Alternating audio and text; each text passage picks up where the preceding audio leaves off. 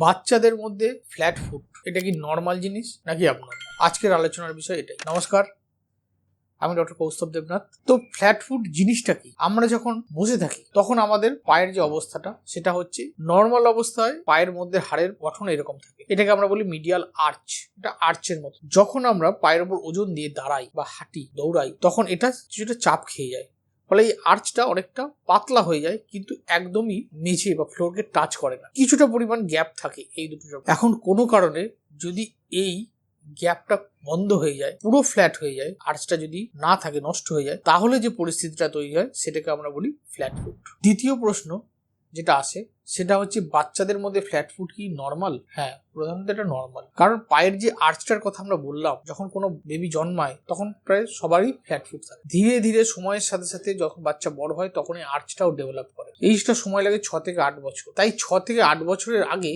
Flat ফুটটা একেবারেই normal ব্যাপার। এবং কিছু কিছু ক্ষেত্রে এখানে যে পায়ের যে ফ্ল্যাট প্যাড থাকে সেটার জন্য বাইরে থেকে দেখে মনে হয় যে পাটা যেন ফ্ল্যাট হয়ে রয়েছে, কিন্তু অ্যাকচুয়ালি ফ্ল্যাট নয়। বাচ্চাদের মধ্যে এটা কমন, তার কারণ হচ্ছে এই যে জয়েন্টগুলো, এই পায়ের মধ্যে যে বিভিন্ন ছোট ছোট হাড়ের যে জয়েন্টগুলো আছে, তার মধ্যে যে লিগামেন্টগুলো একটা জয়েন্টকে, একটা হাড়কে আরেকটা হাড়ের সাথে ধরে রাখে, সেই লিগামেন্টগুলো অনেক বেশি ফ্লেক্সিবল হয়, স্ট্রেচেবল হয়, রাবারি হয়। তো এই রাবারি হওয়ার থাকার জন্য, তো এই লুজ লিগামেন্টের জন্য এবং ফ্যাট প্যাড থাকার জন্য নর্মাল মানুষের তুলনায়, বড়দের তুলনায় বাচ্চাদের ফ্ল্যাট ফুটটা অনেক বেশি দেখা যায়, কিন্তু এটা কোনোভাবেই অ্যাবনর্মাল নয়। এখন ফ্ল্যাট ফুটের ধরন কিরকম?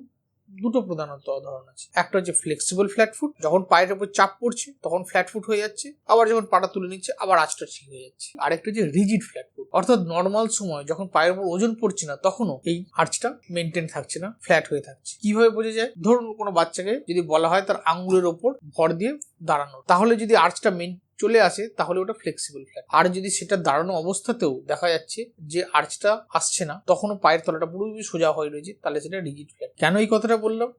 কারণ যতক্ষণ ফ্ল্যাট ফুট ফ্লেক্সিবল আছে ততক্ষণ এটা ভয়ের খুব একটা জায়গা নেই, কিন্তু রিজিড ফ্ল্যাট ফুটে কিছু কিছু অসুবিধা হতে পারে। কখন আপনি ভয় পাওয়া উচিত নয়, যদি বাচ্চার বয়স 6 থেকে 8 বছরের হয়, পায়ে কোনো ব্যথা নেই, বাচ্চা নর্মালি হাঁটাচলা করতে পারে, দৌড়াতে পারে, খেলতে পারে, খেলার পরে কোনো আলাদা করে ব্যথা হচ্ছে না, টেনশন করার, ভয় পাওয়ার কিছু নেই। কিন্তু যদি এর উল্টোটা হয়, রিজিড ফ্ল্যাট ফুট আছে, যখন বসে আছে তখনও ফ্ল্যাট হয়ে আছে, মাঝে মধ্যেই পায়ের পাতায় ব্যথা বলছে, স্পেশালি যখন ও জোরে হাঁটছে বা দৌড়ানোর পরেই ব্যথা বলছে, তাহলে নিশ্চয়ই ডাক্তার দেখানোর দরকার আছে।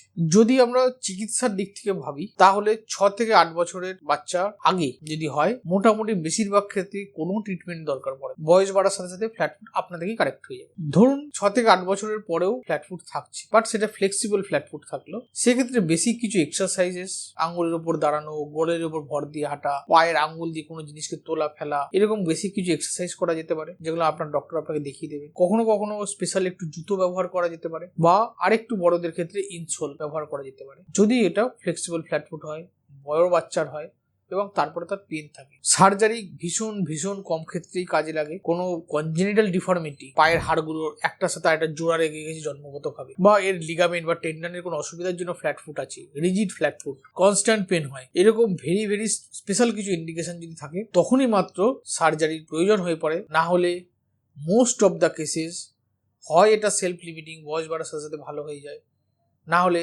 সামান্য কিছু জুতোর পরিবর্তন, কিছু ইনসোল, কিছু এক্সারসাইজের মাধ্যমে বেশিরভাগ ফ্ল্যাট ফুটই ভালো হয়ে যায়, ভালো থাকে। তার জন্য আলাদা কোনো বড় সড়ো চিকিৎসা বা সার্জারির প্রয়োজন পড়ে না।